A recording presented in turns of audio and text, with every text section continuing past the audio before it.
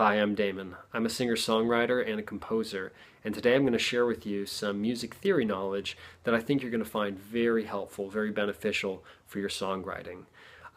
Most music education routes you can take will teach a lot of things that maybe are not in your top priorities as a singer-songwriter. You might not be looking to learn about reading music. I think it is good to learn to read music, and it's good to learn about rhythm and timbre and counterpoint and orchestration and form, but what we're going to really focus on in this video is chord progressions, because I think that that's the knowledge that most singer-songwriters are most hungry for right off the bat. So I'm going to go really deep into chord progressions and show you the kind of the basic structure of chord progressions, what the classical rules are, where they're broken, how they're broken, how you can get chromaticism, where you throw in those sharp and flat notes and have it make sense in kind of all the classic ways that we've heard it before.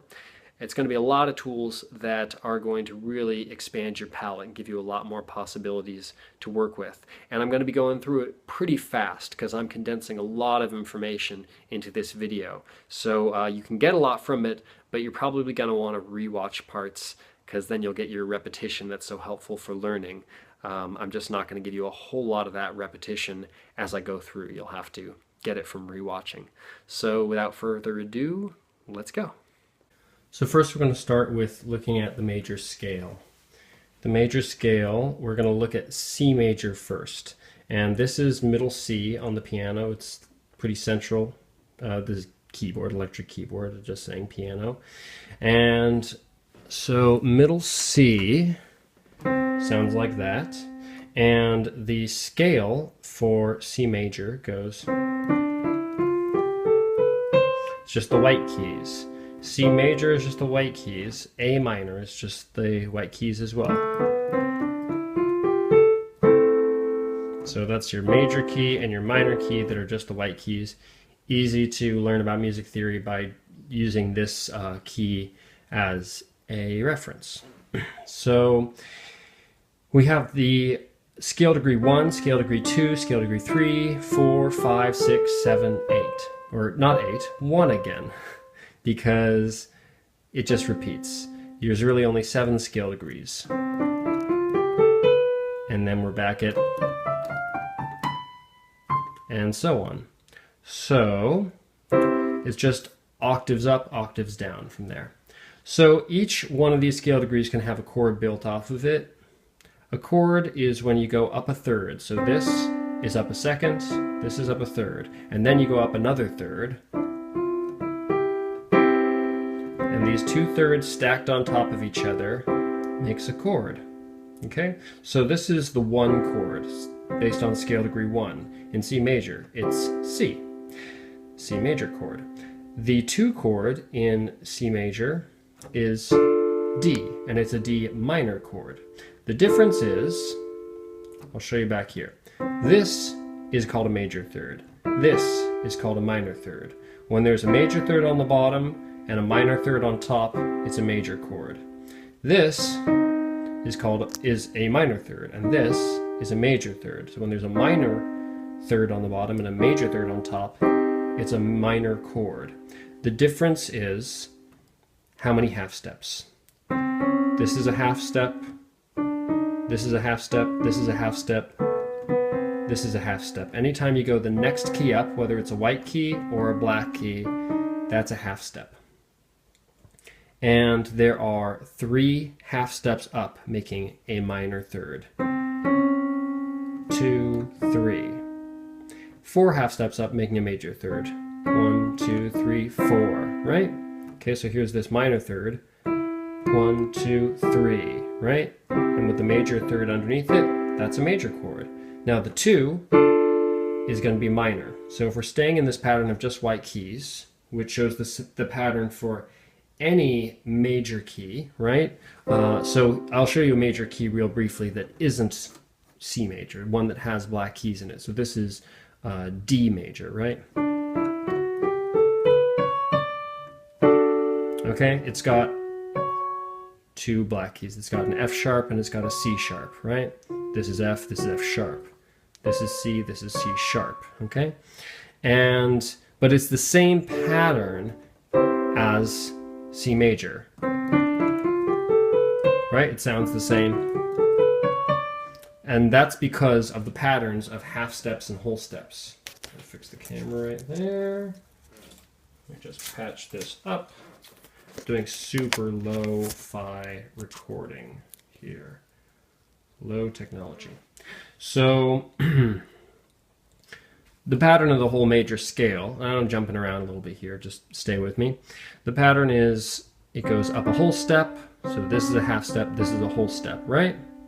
This is also a whole step, just anytime you go up 2 keys, whether you're skipping a black key or you're skipping a white key, doesn't matter, okay? So you got whole step, then D to E is a whole step, E to F is a half step, right? Whole step, whole step, whole step, half step, right? So going up from the bottom in a major scale, you get whole, whole, half, whole, whole, whole, half. Okay? And that's the same in D major, right? Whole, whole, half, whole, whole, whole, half. Okay? So that's what makes it the pattern that is consistent in any major key. So your 2 chord is going to be minor, your 3 chord will always be minor, your 4 chord is major, your 5 chord is major, your 6 chord is minor, and I'm going to jump down here. It's the same thing, this is 6, just an octave lower. This is minor, and your 7 is diminished. So what a diminished chord is when you've got a minor third on the bottom and also a minor third on top. And so what they add up to is not a perfect fifth here, whereas this, right? This is a perfect fifth. This is a perfect fifth. This is a perfect fifth. It's called a fifth because 1, 2, 3, or rather, this is the second, this is the third, this is the fourth, this is the fifth. So that's why it's called a perfect fifth. And math is kind of weird and inconsistent in music. So here is not a perfect fifth. This would be a perfect fifth, right? That's the sound of a perfect fifth, much more consonant, peaceful. That's this interval. It's a tritone, right? And so scale degree 7 up to scale degree 4, remember this is your scale degree 1 in C major, that is a tritone. And it's also called a diminished fifth, right? This is a perfect fifth, this is a diminished fifth. It's also called a augmented fourth. This is a perfect fourth. Here comes the bride. That's that interval. Here comes the bride. That's a perfect fourth. And this is an augmented fourth. Raising it calls it augmented. Lowering it diminished. So that's the structure of chords in a key. 1 major, 2 minor, 3 minor, 4 major, 5 major, 6 minor, 7 diminished, 1 major. And we don't usually jump around like this to do chord progressions. Rather, the bass jumps around and we'll go through the chord progression 1, 4, 5, right? So instead of going 1, 4, 5, 1, or like 1, 4, 5, 1, and sometimes people do that, like on guitar especially, and especially in like punk rock, they just move everything all around, but it's a little smoother, and to just go like this, and you'll kind of understand music theory better by understanding these patterns. If you go like, so here's the bass moving, right? And then the right hand can just go, and that's because it's these 3 notes that make the 4 chord, right? But it doesn't have to be, the bass is already giving you the lowest one of them, right? So you've already got the low F, which is the root of your 4 chord, the root of the chord, the third of the chord, the fifth of the chord, right? So you've already got the root down there, so you don't need the root played right here and the bottom of your right hand voicing. You can move this one down here, right? You can move the C, the fifth of the chord, down here. And then, so instead of this, you've got this inverted one, okay? And the reason you do that is because it's closer to this. So you've got this easy pattern instead of this. And then for 5, rather than being like this, you can just take this one, which is close by here, and just do it down here. So instead of this B, which is the third of the 5 chord, you do it down here, and you'll just voice it like, and then instead of this D, you'll just play this one, right? So instead of going da da, you'll go, because your left hand is doing this for you, right? Or if you're thinking of this in terms of like a full band, your bassist is playing the root for you if the chord is in root position. The chord could also be inverted, right? Here's the 1 chord, C major, here's the 1 chord inverted, right? You put the 3rd in the bass. It's a cool sound. Usually wants to go to 4, right? And it's 4 in root position. This is 4 in the 1st inversion, right?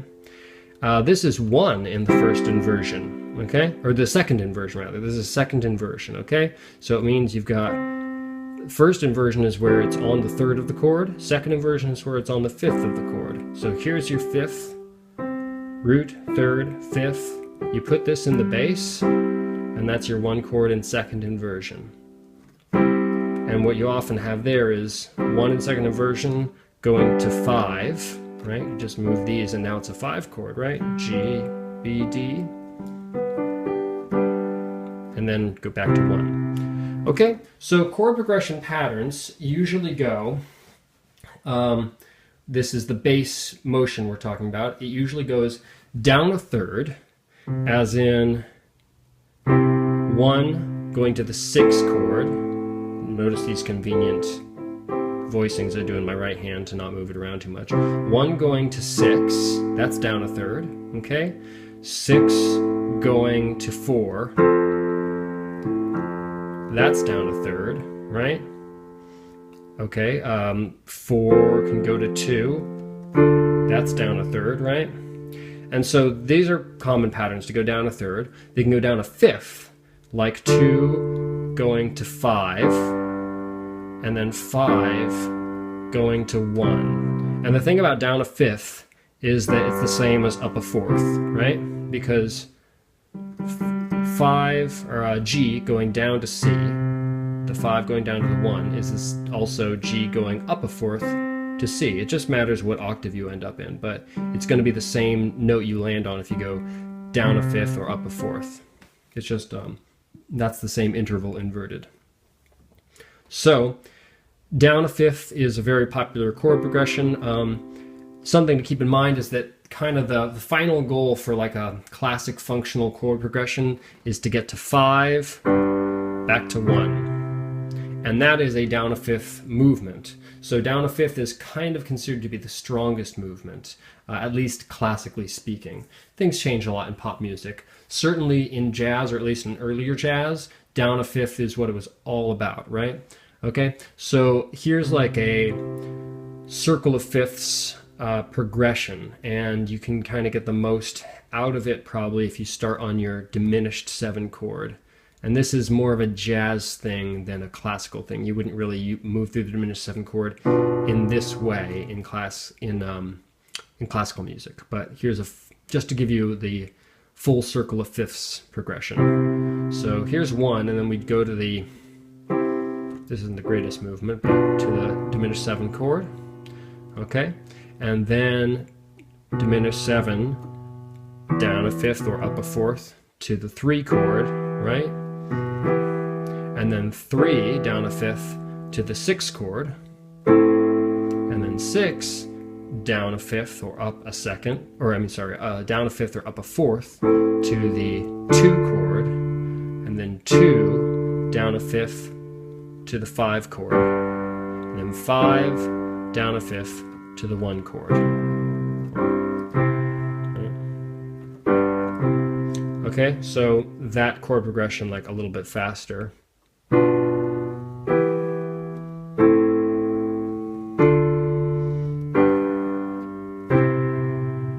Okay. In jazz there would normally be 7ths on it too, so I'm not really much of a jazz player, don't practice this a lot, but let's see here. Right?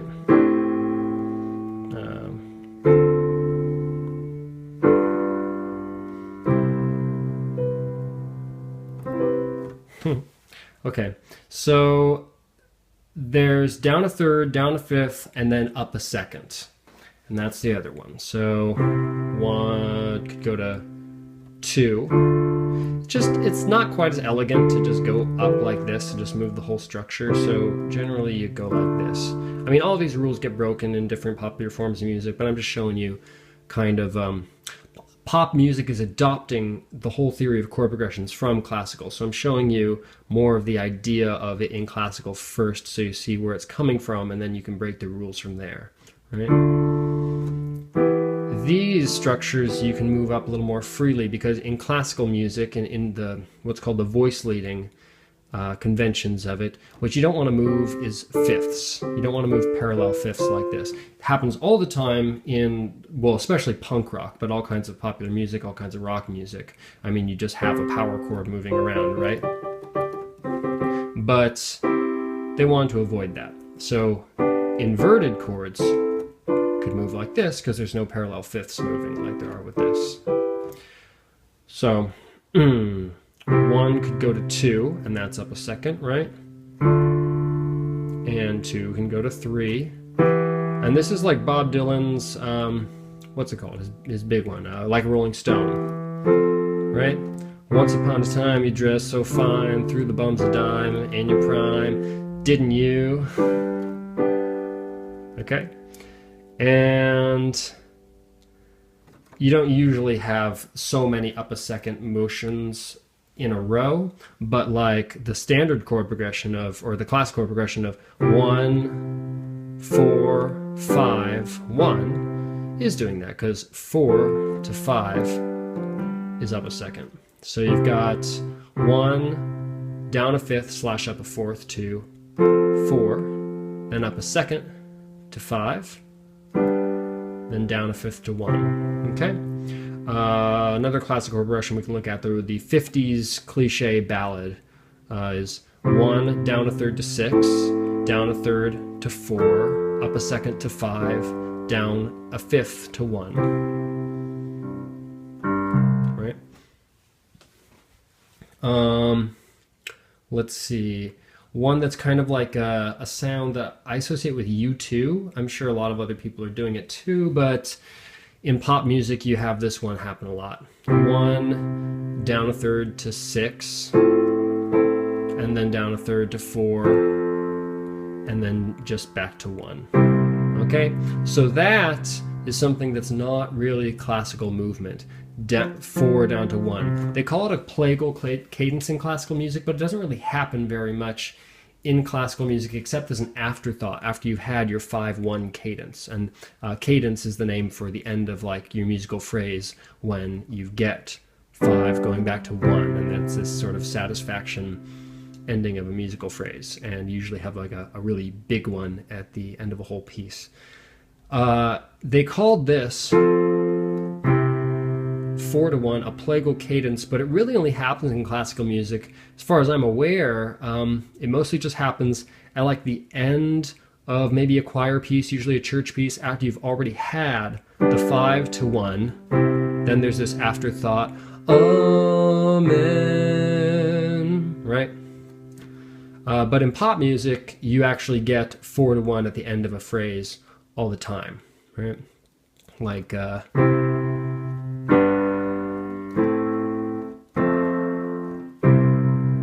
1, 5, rather 1, 5, and then to 6.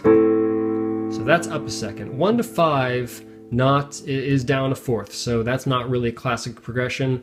Well, it's not in others. In other things going down a fourth or not, but 1 can go to 5 because in a lot of classical music it was just 1, 5, 1, 5, 1 all the time.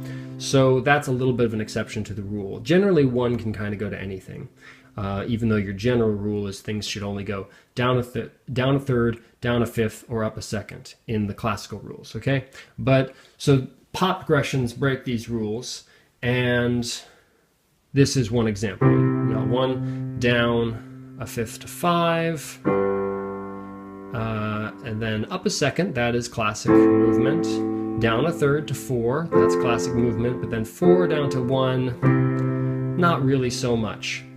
These would be called in classical music as retrogressions, when you go in the opposite direction. So instead of down a fifth or up a fourth, you go down a fourth. And instead of down a third, you go up a third, right?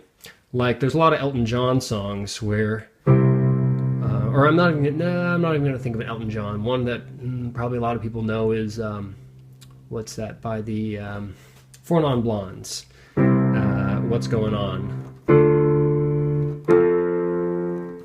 So 1 up to 2, and then 2 going up to 4. Hey, yeah, yeah, yeah, hey, yeah, yeah. I said, hey, what's going on? That happens a lot in pop music, but it doesn't happen in classical. You'd only have it 4 going down to 2. You know, then maybe down fifth to 5, back to 1. And when chord progressions go up a third, it's called a retrogression. Anything going against this pattern of down a third, down a fifth, or up a second, those would be called progressions, and anything going against it is called a retrogression, speaking from the structure of classical chord progressions. Okay, there's a lot of retrogressions in pop music. Let's see, Hotel California is, well, that's actually going to be a little beyond what we're doing. It's a circle of fifths progression going backwards, but it's more than that because it's using secondary functions. Now you can just keep that in mind and look at Hotel California later if you want to and analyze it. Maybe you can find what the chords are online and see how this makes sense, knowing what you'll know in just a moment. I'm just going to tell you for now, it's a backwards circle of fifths progression in the verse, using secondary functions, which is very odd. So secondary functions is the first thing I'm going to teach you now.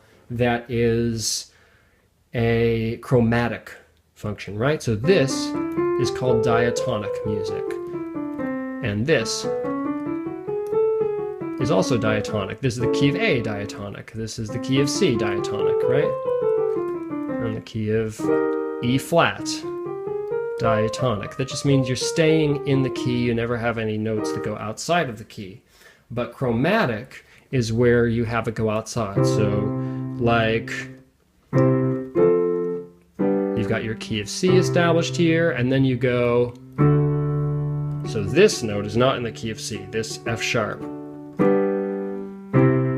So what you're doing there, you've got your 2 chord, but instead of playing it normal minor 2, you raise the third. Okay, and that makes it a major chord.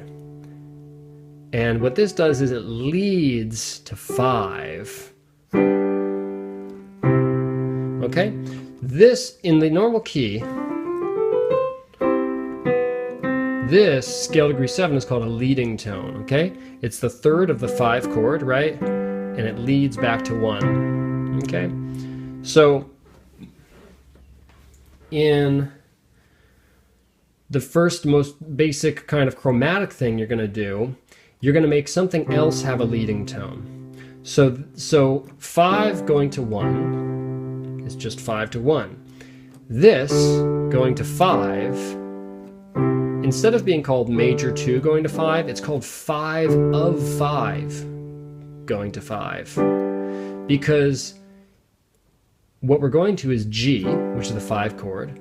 And if we were not in the key of C, but in the key of G, we'd have this F sharp. And it would be on G's 5 chord, which is D. Okay? Right?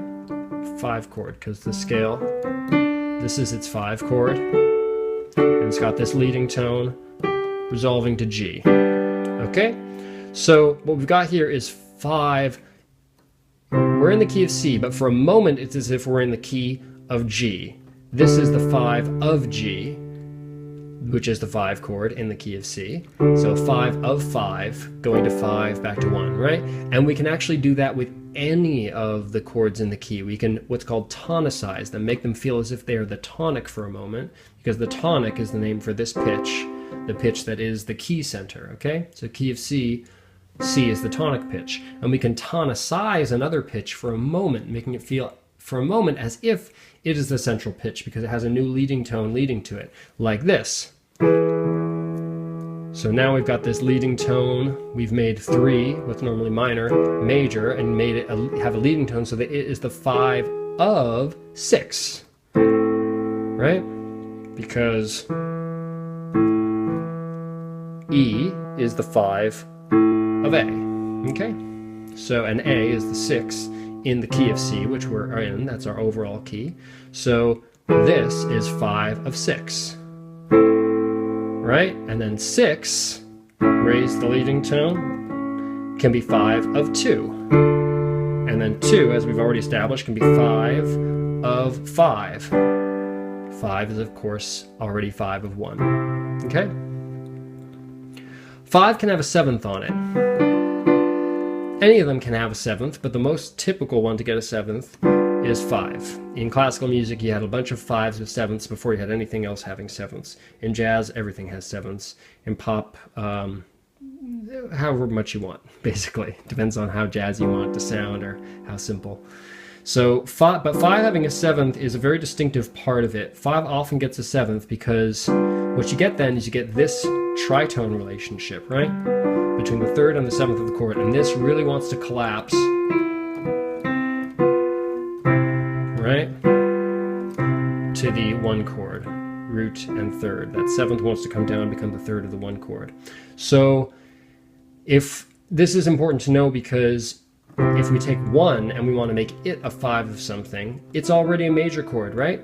So we can't raise it to become, we can't raise it to give it a 3rd that's going to make it the 5 of 4, right? Because it's already basically being the 5 of 4 as far as basic triads. But if we make it a 7th chord, this would be a normal 1/7 chord called a major 7th. But we can give it this minor 7th. This interval is called a minor 7th. This kind of chord, a major chord with a minor 7 on the top, is called a dominant 7th.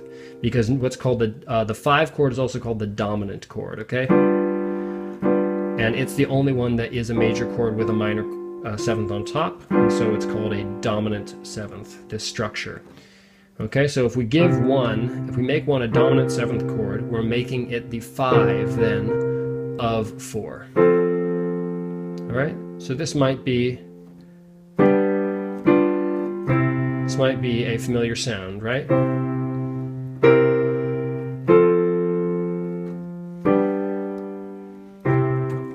Alright, so that is how you add chromaticism in the first most simple way, is you make something a new dominant function or a secondary function. So a secondary function of 4. 1 becomes dominant of 4 by adding this dominant 7th. Or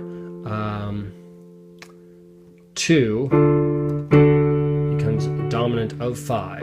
And you can give that one a 7th as well if you want. There's your dominant 7th coming down, right, to 5, and then we're staying in the key, so 5 goes back to 1. But you can also use this to switch keys. So if you do that, you can just then hang out in 5 and go, and now it's like we're going to be acting as if we're just in the 5 key, right? In G. So we can just switch to G. We can switch to anything like that. We can be back in 1, back in our home key of C, and then we can go 5 of 2, right? And go to 2. And then just have a new progression in D minor, right? And we can just stay in D minor. But remember, the 5 chord could also be tonicizing D major, right? Okay, now I'm kind of going in weird order here because I just taught you all this stuff about chromaticism in a major key, haven't taught you about minor keys yet. So let's look at minor keys. Minor key. I'll look at C minor first, okay? So we see from C major, this is lowered. These scale degrees are also lowered. Lowered 3, lowered 6, lowered 7th. And so that is modal minor or natural minor, right? But minor also gets some variations because you often have a major 5 in minor key, right? In order to have a major 5, you're going to need to raise this so that you'll have a leading tone. And that makes it just feel like a stronger movement back to 1, as opposed to a natural minor 5. This is just kind of more mellow, doesn't have as much drama to it, not as much feeling of inevitability, but it's another feeling you can use, right? So that's one thing that's very common, you know, and then slightly less common is also raising the 6, the scale degree 6, to make it the same one as in major, to make it a major 6 rather than a minor 6. So that could be to have a major 4 chord, right?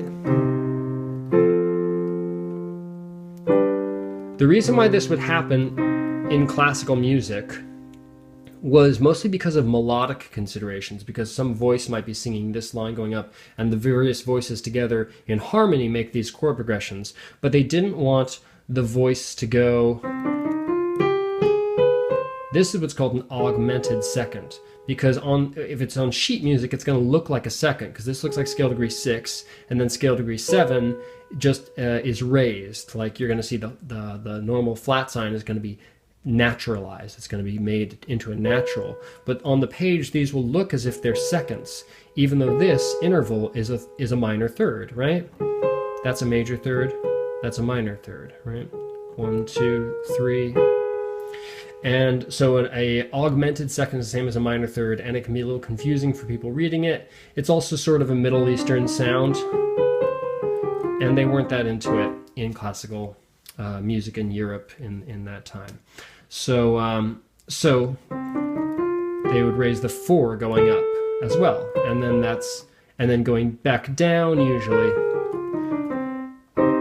you naturalize it because you've already reached your 1 chord with your cadence going up, and then you're doing something else once you come down as far as the chord progressions are concerned. So this, oh shit, sorry, it's so shaky. So this is your natural minor scale, right? It's got a lowered or minor third, 6th, and 7th. And then this is your melodic minor scale. Going up, it has the raised or major 6th and 7th. And then you've got your harmonic minor scale, or sorry, melodic minor scale. It's got those going up and then coming down. It's just natural. It's kind of a weird concept because music is not just scales going up and down, but it's just a general idea it follows. That usually when it's descending, it's gonna be like that. And the reason for that is that once you add this note in minor, this leading tone, you're not going to usually be going down from there. You're going to resolve it up. Okay? And the whole point of raising the 6th is to have a smooth lead into the leading tone, which is then going to resolve up. And so that's why, because if you're coming down and you keep going down, it's probably because you didn't go down to this one. You went down to this one. So that's the idea with melodic minor. And then harmonic minor is just showing that there's the harmony of a 5 chord going on, but we're not also raising the 6. That's harmonic minor. And it's kind of a Middle Eastern sounding scale. And so, yeah, so minor just has a lot of adjustments to it. Because you raise the 7th and sometimes you raise the 6th, and it just depends on the colors you're going for, right? So in the minor key, your 1 is minor, your 2 is diminished, your 3 is major, your 4 is minor, your 5 naturally is minor, but can also be major. Your 6 is major, right? And then you can also have this version of 6 that is diminished if you raise scale to gauge 6, right? And then you've got this 7 that is major. But then you can also raise scale to degree 7 and have this diminished one. And by the way, we can add this diminished 7th right here and have a fully diminished 7 chord, returning to 1. Diminished chords are another dominant function. The stronger dominant function, you might say, is 5 going to 1, because this bass movement of 5 going down a fifth is so strong. But this is also a dominant function because its leading tone. You usually invert the fully diminished 7 chords are usually inverted so that the second of the chord is in the bass. Not always, but that happens a lot. So this is not even a 7th, right? This is a major 6 really going up. This would be the minor 7th. This would be a major 7th up from here, right? There's octave, major 7th, minor 7th. And then this is actually a major 6, but it is called not a minor 7th, but a diminished 7th, right? This chord, if it had a minor 7th on top, so you've got a diminished chord here, minor 7th, that's called a half diminished chord. And this is a fully diminished. Half diminished 7, fully diminished 7. In the major key of C, if the 7 chord has a 7th, then it's naturally going to be a half diminished 7 chord. And if it has a this would be an alteration, right? If you're in the minor key, then a fully diminished 7th chord, or a 7 chord with a 7 on it, is going to naturally be a fully diminished 7 because this is normally lowered in minor. Okay? But that's another kind of alteration you can have. Okay? And that's going to get into the next thing we're looking at, which is modal borrowing. All right? So C major, the parallel minor to it is C minor. Okay, parallel to this, C major. The relative minor is A minor. What relative minor means is that A minor is the key that has all the same notes in it that C major has. Now, there's some extra ones because it will raise the 7th sometimes, you know. But the natural minor scale has all the same notes as C major. So A major is the relative major, or the relative minor. A minor is the relative minor of C major, which is the relative major of A minor. But the parallel minor is the one that has the same tonic, which is C. So it does not have all the same notes, and it is C minor. Now, if you're in the major key of C, right? I just inverted that, didn't mean to. All right, that 1-4-5 progression just kind of really establishes the key for you. You can borrow from the parallel minor, right? There'd be no sense borrowing from the relative minor because it's the same. There's the same notes, so there's not really much to borrow. But borrow from the parallel minor, from C minor, means what have you got? You've got a lowered 3rd, a lowered 6th, and a lowered 7th to borrow. Well, the most common one to borrow is the lowered 6, right? So in a million Beatles songs, we've seen them go,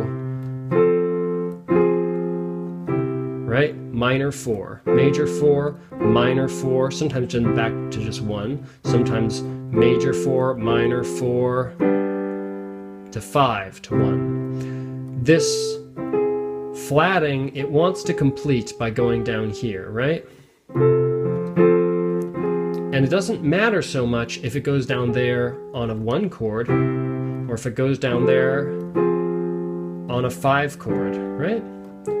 Because this note is in both the 1 chord and the 5 chord.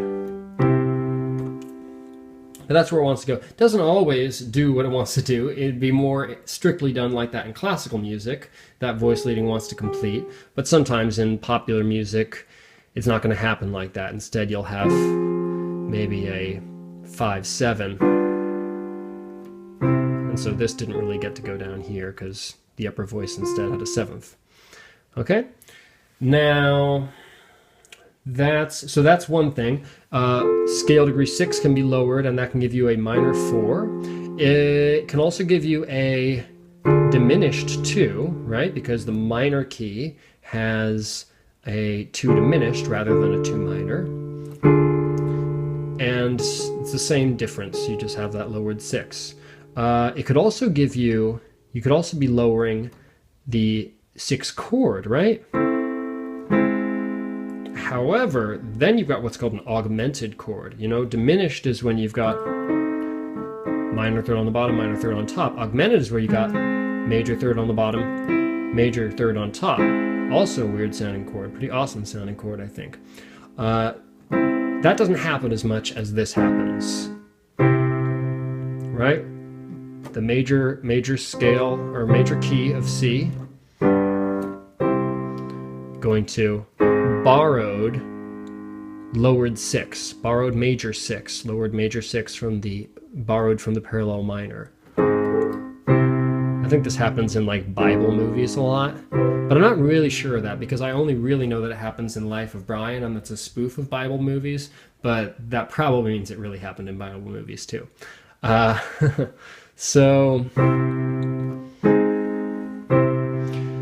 So those are various borrowings you can do. So lowering scale degree 6 is the most common one you get, and then you also can lower scale degree 3, and you normally do in order to get a 6. If you lower scale degree 3 just like on your 1 chord, then you're just kind of like switching to minor, really. So that's not so much a borrowing usually, but more of a key change probably. So more scale degree 3 will be lowered because you're borrowing 6. Then there's scale degree 7, lowered scale degree 7. We already saw that happen when 1 becomes the dominant 7, 5 of 4, right? It has a dominant 7th, right? And it's a 5 of 4. So, but that's not really borrowing, that's secondary functions. It's not borrowing because this chord is not in C minor. This chord is in C minor, okay? So this is more of just a secondary function, 5 of 4. The place where you can borrow is to have a major 7. And that gives you what's called the Mixolydian mode, actually. Now this happens a lot in rock, like especially early rock and roll. Really got me, you really got me. And so like this is actually more of a typical classic rock progression than even 1-4-5 is. You don't have this in rock and roll as much as you have 1 lowered 7, right, to 4 to 1. So you can think of it as like actually a continuous plagal cadence, a continuous cadence of 4 to 1, and it's like this lowered 7th is actually a 4 of 4, right?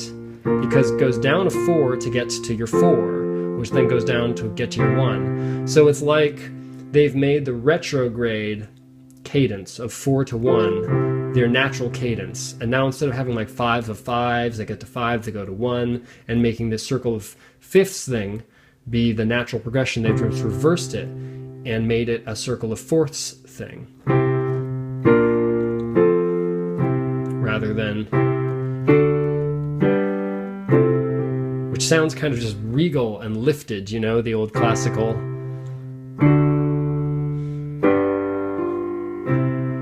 As opposed to, this just sounds like just kind of slumping down, like everything is just more and more relaxed and just take a load off. And finally, boom, we're done. Okay, so there you've got modal borrowing. You can take a chord that uses any of these altered scale degrees that come from the parallel minor, come from this scale rather than this scale. And you've got 5 ofs. You can also have, so those are the secondary functions. You can also have 7 diminished ofs, like I was saying, because 7 diminished is also a dominant function. So you can have 5 of 5, but then you can also have 7 diminished of 5, right? maybe 7 diminished, 7 diminished, 7 half diminished of 5, and then 7 fully diminished 7 of 5. 7 half diminished 7 of 5 could go to 7 fully diminished 7 of 5, which is kind of a modal borrowing as well. And then, because you've got this flatted scale degree 3, right? And then to 5. Okay, to 1. And that can happen a lot as like a transition, that kind of diminished secondary function. Like you've got 1 to 4, and then 4, just the bass, instead of going right up to 5, is going to travel chromatically. Right? And then you can prolong things even more by going, this resolves not to 5, but to 1 inverted, right? 1 in the second inversion. And then this. So this is this very like triumphant final cadence. And then so satisfying when we get back there. Okay, right? And so that, but that doesn't just go to 5. You could have diminished 7 of 2. Right? Diminished 7 of 3.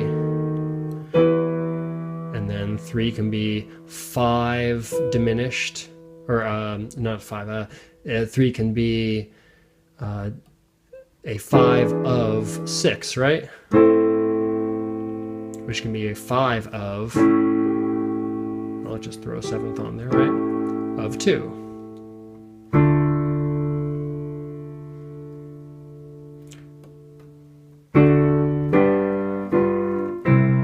Okay?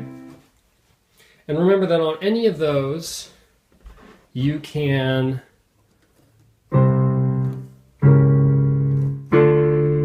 just start behaving as if you're now in this key.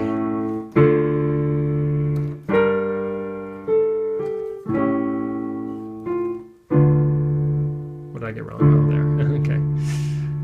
Yeah, so on any of those, you can just be in the new key that you've just tonicized and stay there. And there's more artful ways to do that and less artful ways. You can kind of build it up more or not. Has something to do with how long you stay on each chord, but also just what's going on with your rhythms and your melodies and all kinds of other parameters we're not really covering yet here. So there we have chord progressions. We went over the basic motions of chord progression, both retrograde and progressive, and talked about how in classical it's really all about progressive motion, but there's a lot of retrograde in different popular styles. And then we looked at chromatic chord progressions, kinds of the two kinds of chromaticism that you can get, which is secondary functions, and that's tonicizing something using either a 5 of or a 7 diminished of. And we showed how you can also use that to change the key, not just briefly tonicize something, but actually change to its key for a significant amount of time. So instead of just tonicizing D using the A major chord as its 5 of, you could actually change to the key of D using that and just stay in D for a while. And then we looked at the other kind of chromatic chord progressions, which is modal borrowing, how the major key can borrow from the parallel minor scale or parallel minor mode, which is how it gets that term. So that's a lot to take in, and you'll probably want to look over this again, replay different parts of the video, because I really just kind of cram it all in. I'm just trying to give you a whole lot of music theory, because I know that you can rewind the video, and so you can give yourself the repetition by just watching it more times. I do want to make another video, at least one more video, where I'll be going into mostly more jazz techniques of going further with chord progressions, different kinds of chromatic chord progressions you can have, and because there's a lot of cool ideas that pop has borrowed from jazz, a lot of things that you're going to recognize in songs that you know, even if you don't listen to a lot of jazz.